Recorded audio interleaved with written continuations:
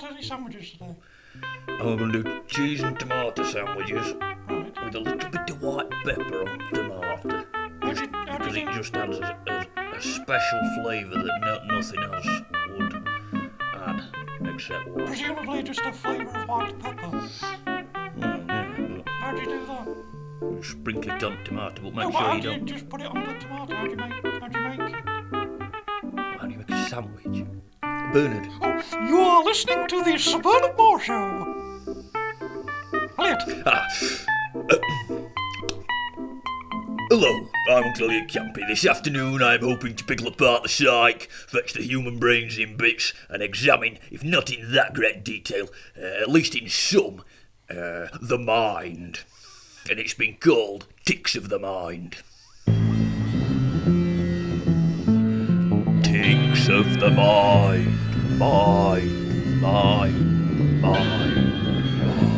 You do realise it's tricks of the mind? Is it? Yes, it is. What did I say there then? Tricks. Read that. Tricks of the mind. Where's the U? Where's What? the U? What? Eh? The U, the letter U, What? the letter U. It says ticks, not tricks. Ticks, It says doesn't ticks. say. It does not. Read it. Anyway, what do you mean there's Ticks, no it U? says. Of course there would be no U. Bernard, read it. Look, what's that? You've got some muck on your glasses or something. T-I-C-K. It says ticks, not tricks. There's not a U to be seen. There is no U. What did I tell you? I just Tricks said the word to know there's no U. I know there's no U. Of course there's... No, whoa. T-R-I-C-K-S. Listen, I've spent nearly 2 years on this. This is I think I know what I'm talking about. I think I know what I'm talking about. Can you read? Just answer a simple question. Can you read? You can't even read all that. You can't read tricks. You can't read tricks. Right, that's it. Shut up, man. Shut up.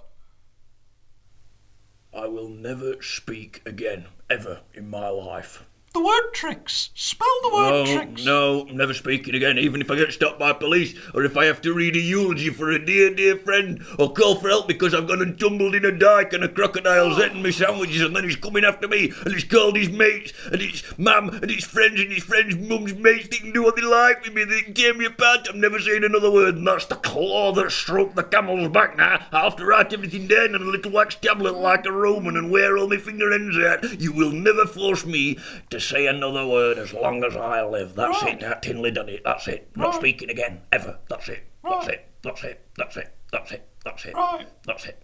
Right, well, I know you spent a lot of time on this. It's a shame, really, but anyway, ladies and gentlemen, my apologies, but we shan't be hearing from Uncle Elliot Campey ever again. And that is the end of Tricks of the Mind. It's ticks.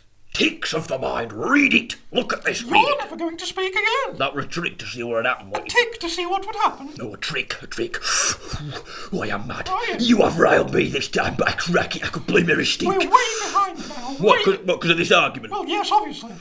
However, it's unfair to dismiss this bit. Ticks of the mind. Yeah, Tricks of the Mind. I know you've put the hours in on this one. Yeah, So well, I were at it this time last year writing this. Yeah. If not the year before. do you want to? Can you?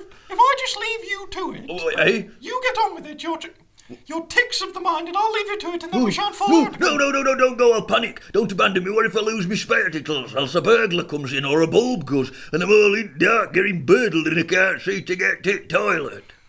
Right. Do you want to start again, then? Have I wasted a lot of time? Yeah, nearly all of it, basically. Well, I'll not say any of this about Salamis and Pastranamus. Salamis and Pastranamus, who are they? Well, philosophers of the ancient days. I've never heard of any philosophers by that name. What, Salamis and Pastranamus? Meet them both. Oh! Where are they? Meet the meats. Salamis. It's a meat in sandwiches in foreign films. Salamis. I knew Pastranamus. that. I knew that, actually. Yes, that rings a bell. Ah, Salamis. you see, it's jigged your memory, hasn't it? It has. Yes. The old cogs have got spinning. Pardon? The old cogs have got spinning. What do you In mean? the mind. Cogs? Is that what you're talking about? No, you haven't got cogs in your mind. It's like meat, isn't it? Well, so is that the Salamis and Pastranamus point? Is that your point? What, that brains is full of meat? Well, what's the ancient philosophers got to do it? We've established they're philosophers from the ancient times. Yeah, well, I've said I'm not going to say anything about them. So why did you mention them in the first place? I didn't. I said I'm not going to say anything about them, and you asked who they were. Well, why mention why say I'm not going to say something and then start saying So that it? we can move on to the next part. But why were you going to say it anyway? I wasn't going to say anything about them, but you said, who are they? So I've said who they were. They were philosophers. Yes, but you mentioned them, which forced me to say, who are they? Why did you mention them? Because I wanted to try and inform you that I wasn't going to say anything about them. Because otherwise you'd be saying, who are they? That makes no sense. You've basically just digressed even further. I haven't digressed. You digressed. You said to me, when I said I'm not going to say anything about Salamis and Pastramis, and you said, who are they? So I had to tell you who they were. They were philosophers. Yes, but why would you mention them anyway? You've obviously set this up to mention them. I don't know why I bothered saying that I was going to speak again, because I'm wasting my time trying to speak. Because everything I say, you say, oh... Yeah, but you've mentioned them just for me. I reckon, you know what, I reckon you have got cogs in your head. In fact, I think you were all mashed up newspapers and bits of string and mouse traps. That's what you've got in your head. You're just being the words of Salamis and Pastramis are wasted on you. They spent years of their life... So you're talking about them now? Well, I'm having to, because I'm trying to put you straight. Well, what about if I told you emotionally you're an infant? That's probably just the sort of shake-up that you needed. So please, can you get on with this now? I'll just go on to the main bit about experiments. So this is tics of the mind now, is it? It is, yeah. At last! You said tics. Yes, I know. So you agree then? You've seen Sunset last, it is tics. No, I just said tics to shut you up and get on with it. Why? Because I'm wasting time? Well, obviously. So you still think it's tricks? I'm not going into it again, Elliot. There's no you. Of course there's no you. If there was you, it'd be trucks of the mind. Trucks, yes. What would you say is your favourite truck of all time? Oh, I don't know. Do you know what the difference is between a truck and a lorry? What?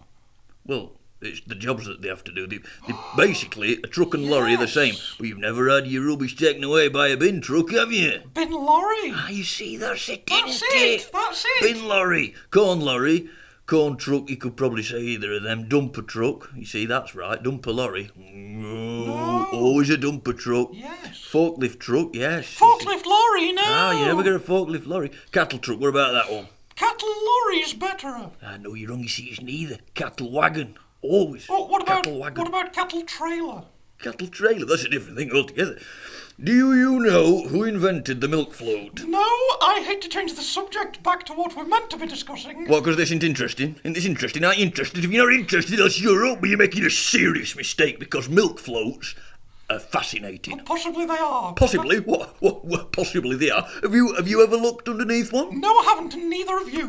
I have. All right, when and where and how and why? When I was 5, I got hit by a milk float outside chapel. That explains a lot. So the whole length, all of it underneath, Did the you? underside, it was brilliant. Well, weren't you in pain? Weren't you upset? Well, yeah, but I didn't cry. I mean, I did a bit, obviously, because, well, I was 5, and you do if you're 5, you know, and you've had both of your legs shattered and your neck cricked and your teeth knocked out, 2 burst eardrums and a punctured lung, but it was brilliant to see underneath. Well worth it, huh? Oh, yeah. Worst part about it, do you know what worst part about it were? Guess what the worst part about it? What was the worst part about it? The milk. Right. All that milk wasted. Oh, dear, oh, dear, oh, dear. When I eventually got out of hospital, my dad beat me black and blue for getting in the way of that milk float and wasting all that milk and glass and smashed bottles and lids. Was there a lot of milk? Well, probably 20 pints. 20 pints? Some people in village, they never spoke to me or my mum or my dad ever again after that. We had to get us milk elsewhere, you know, from next village. Then when they found out, well, they wouldn't let us have milk either. So we went to another village. In the end, we stopped drinking it. We couldn't get any, and just used to have white paint in tea instead. Is white paint a suitable substitute for milk in any way?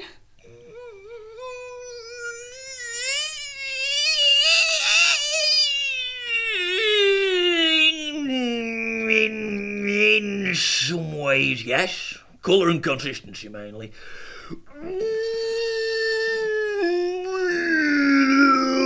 than that, no, I wouldn't recommend it. No.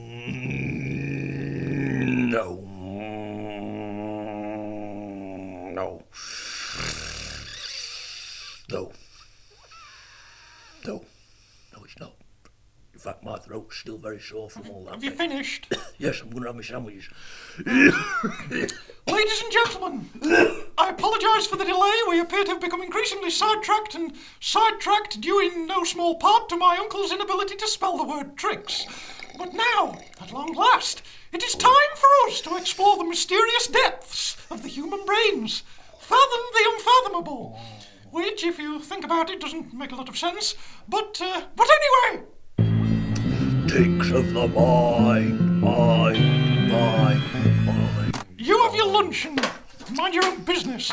I'm over my lunch. I'm enjoying it as well. Tricks of the mind. Does the mind play tricks on us? Do we sometimes think something is happening, when in actual fact, it isn't? This afternoon I hope to shed some light on the way the mind works, or sometimes doesn't work. And of course, I'm no expert, so I've a special guest here with me to explain things in a bit more depth, Professor Andrew Candle from the University of Townley. Good afternoon, Professor Andrew Candle from the University of Townley. Good afternoon, Bernard. Yeah, sorry to keep you waiting so long. That's Bit all of a right. muddle with the pronunciation of the spelling of the section. Right. We got there in the end. Yeah. Well, we got here in the end. Here I in suppose the this is end. the start, actually, but This is the start. we got here at the start. Suppose reading it as tricks of the mind, as ticks, not tricks. That was a trick in it itself. That was a trick of the mind. It weren't the trick of the mind. It were him not writing it properly. Can't write. no. Can't neither read nor write. No, in all fairness, I don't think it was a trick of the mind. I think it was more likely a consequence of Uncle Elliot not being able to admit that he read it wrong, having misread it in the first place, because he's not sober. What do you mean? I've only had a couple of cans. Yeah, a couple of cans since we've started. What about in the car? How many cans did you have in the car when you went for a paper? Okay, I didn't go in car, I went on my tractor, and I didn't have any cans on tractor because there's nowhere to prop them up whilst I'm driving it. I'm using both palms to drive it. Using what to drive it? Palms? Palms, palm, the palms of the hand, the palm. You know what a palm is? The palms of the hand to drive the tractor. Change the gears and do it as the palm, using the palm, Bernard. Palm, are you saying? Trying to say palm? I think I'm going to leave you two lads to it, because... Stay where you are, you're not going anywhere. Not while I'm being accused of not being sober enough to read in my own bungalow by this jumped-up nouter. Get down off the table, you're being silly.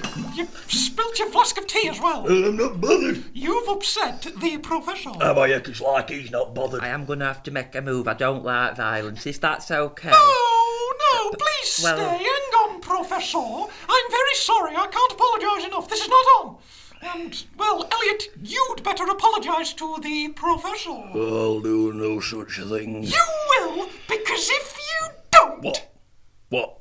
What are you going to do? Pardon me. Sack me? Yeah. You can't sack me. Who else are you going to get to refelt your outside lavatory roof in a 4-6 heel and hailstorm whilst your mother's perched? Who are you going to get to walk your ruddy dog? Your ruddy drunk 40-year-old dog that can't tank fire with his back end. You're being ridiculous. Who's going to get your coal and coke cheaper than that other bloke you used to know who used to get your coal and coke quite cheap? Well, who's going to cook you your Yuletide lunch? Pull yourself together. Sorry, Christmas dinner. Please apologise and say sorry to the Professor, and then we can move on.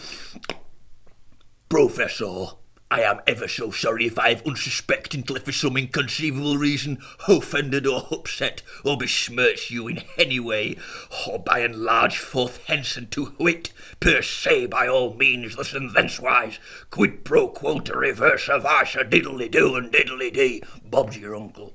That's okay. Good. I'm not sure what you were saying just then. Was that Latin? Yes, it was. I always apologise in Latin. It's what I was brought up to do at school where I went. Professor Andrew, could we talk about the mind? Absolutely, yeah. Well, where do you start? Is it possible that the mind can play tricks on us? Is it possible the mind can play tricks on us? Is it possible that mind can play tricks on us, Joe? You're listening to the Sir Bernard Moore Show. Well, technically, no, not tricks as such. The mind can appear to be tricked. It's a question of perception, really. Is it? Is it right? Yeah. So what is perception, loosely speaking? Well, perception is our view of the world around us and how we interpret that. And one person's perception of a place or an event or another person, anything really, will almost certainly differ from another person's perception of that said place, event, object or person. Will it? We look at the world around us and perceive that to be real. We do. We say, for example, the sky, it's blue. The grass, it's green. But the blue that one person sees might not be the same blue as the next person. Is that why sometimes two photographs taken on the same day come out different colours? No, that's to do with light reacting with chemicals inside the camera. All right, let's put me in my place. So what do we mean when we say it was a trick of the mind? Like, say, if I went to a child's birthday party on the moors and saw a conjurer pull a rabbit from his hat on the moors, how did he do that? I don't know how they do that.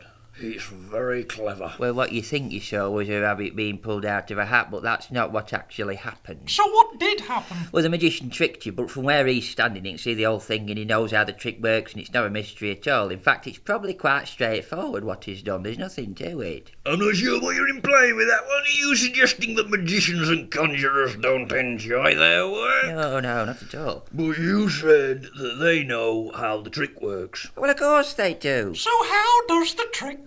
I don't know, I'm not a magician. You know what I think? You're probably thinking same as me. I probably am. I bet you are. I bet I am. I bet we're both thinking exactly the same thing. Sure, what are you thinking? Same as you, what are you thinking? The very same thing. Should have got a conjurer on the show. Oh no, I weren't thinking that. What were you thinking about? Myxomatosis. Right. Oh, it's horrible, isn't it? Poor rabbits. Oh, God, what can you do? Andrew, myxomatosis. You're a scientist, what can you do? I really don't know, it's not my area of expertise. Oh, I see.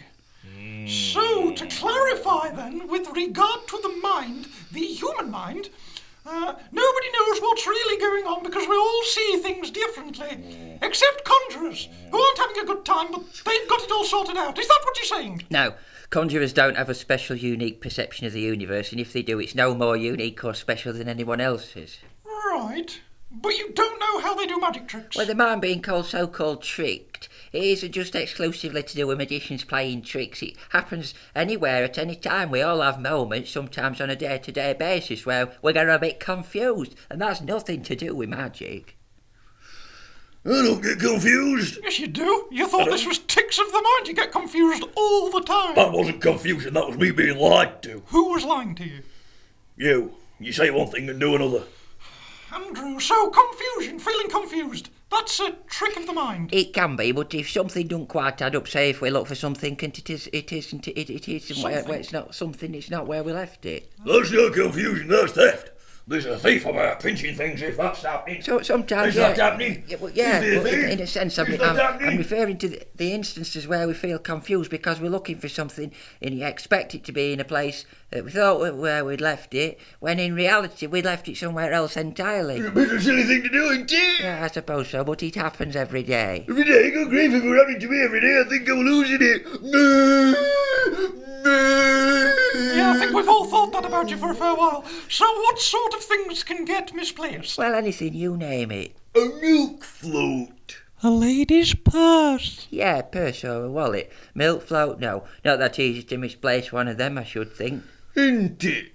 Right, that's where you're wrong. And I'm going to prove to you that you're wrong. Elliot, no! It's true, this actually happened. A milk float vanished into thin air. It was a mystery. Still is a mystery. Is this the It's never same been milk solved. float that ran over you when you were a small child of 5? I don't think so, no, this is a different one. Well, maybe it was stolen. It was it? Stolen, eh? And how would you know that, eh? Do you pinch it? Andrew, please tell me Only this the isn't thief true. would know. Andrew, It's not Only true. the thief It's not would true. know. What? Where have you hid it? Eh? What have you done with I it? don't know anything about it. I haven't done anything with a milk float.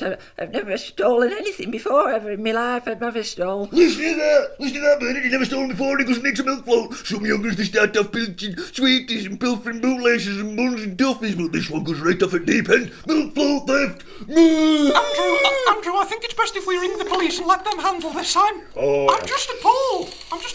I've got nothing to do with a milk float going missing. I can't believe this. Please, it's not true. Please. Yes, it's Uncle Elliot, Francois Campey, 50 Appetite Road. It's Hobsick, it's on the Kingsnake estate. Yes, I'd like to report a thief. My nephew Sir Bernard Moore and I have successfully apprehended the thief. We have. He's sat on our settee. Bernard, in my coat pocket, inside pocket, you'll find a little bit of string. Just tie the professor this is so he can't ridiculous. get away. Right, come here, you. Don't mug me about. I was in Army Cadets. I didn't like going, but my mum made me go. I did hand-to-hand combat, you know. I'm pretty nifty with my fists. Once broke a girl's nose with a hairbrush, mate. Crack. Okay, well, we believe him, maybe without a doubt, the thief responsible for stealing Mr. Crabwell's milk float. Well, Rolly with the milkman. Let me go. When?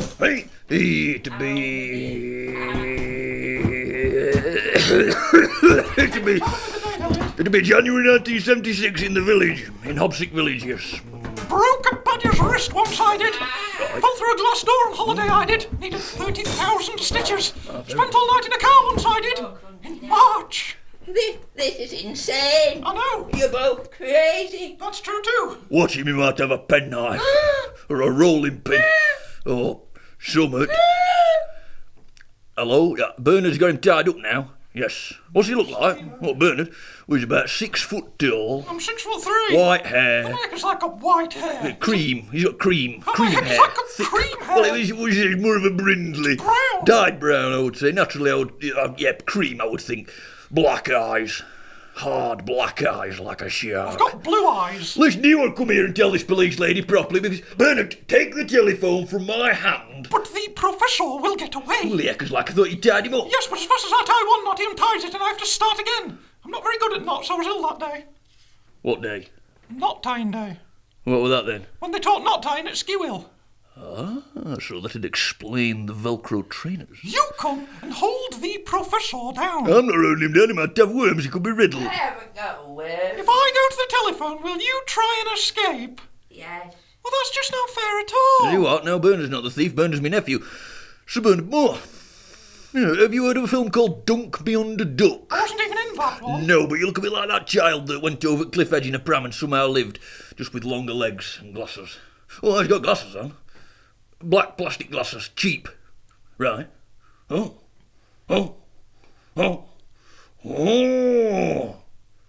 Yes, say. What? She reckons according to their records you should be in prison serving 2 life sentences back to back for murder. What?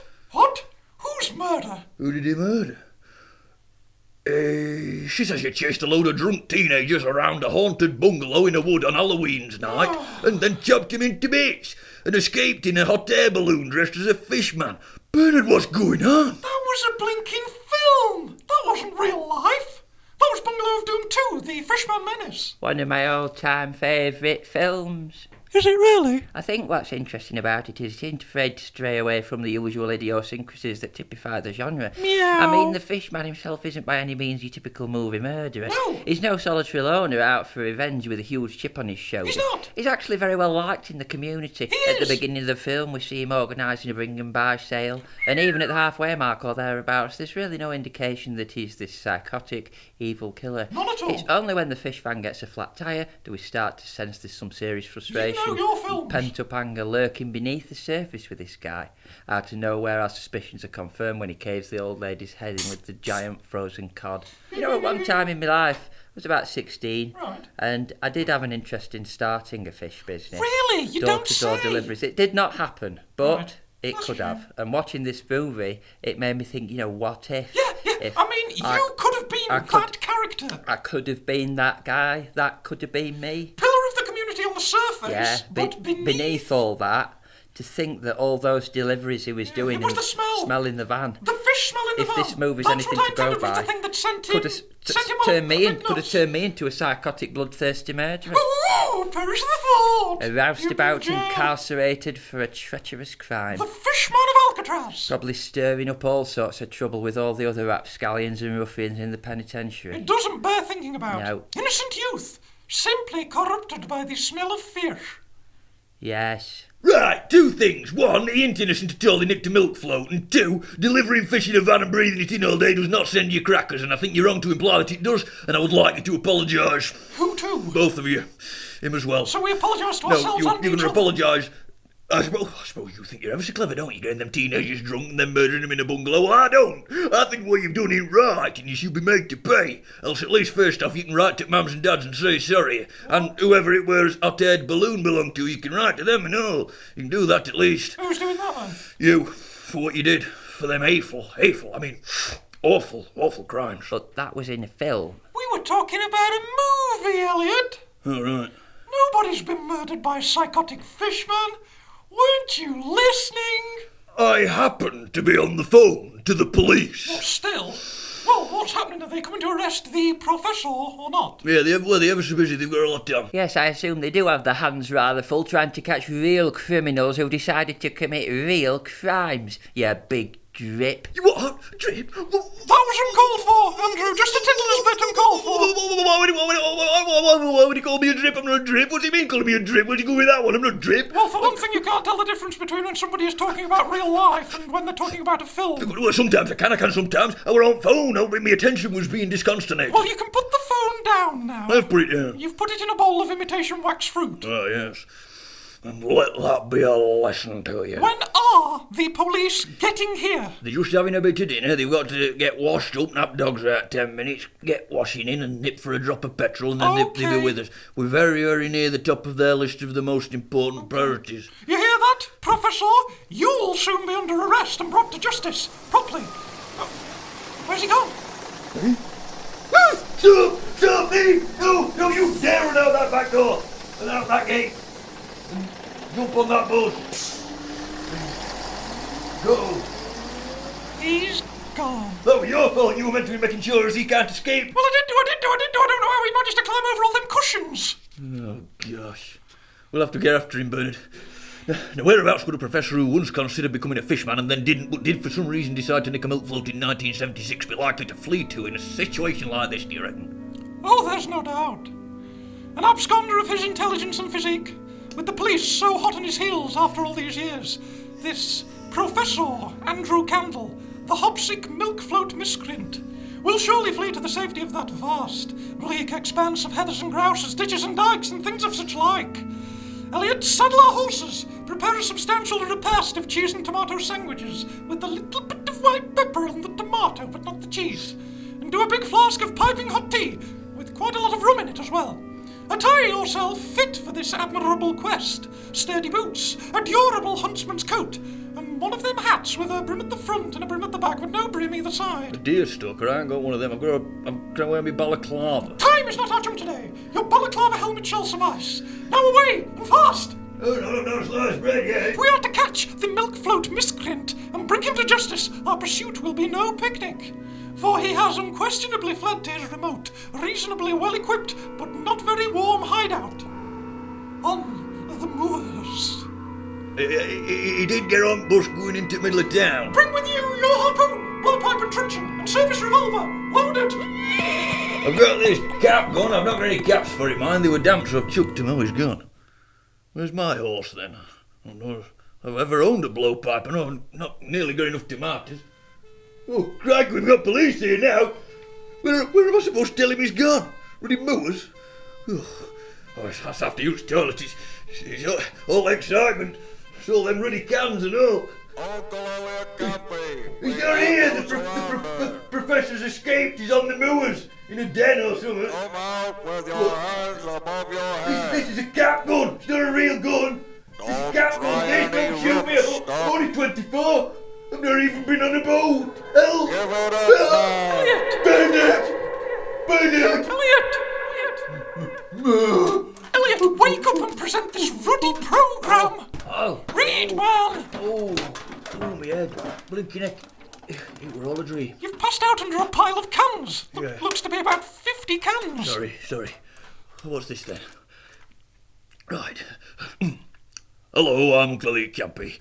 This afternoon I am hoping to pickle apart the psyche, fetch the human's brains in bits and examine, if not in that great detail, at least in some, the mind, and it's been called Ticks of the Mind. So, no, I'm not reading that. No! Where are you going? Forget it! I'm not doing that! Elliot! He's gone. He appears to be pinching. Step away from me now! Yes, he's stolen a milk float and fled at a steady 50 miles per hour in the direction of the moors.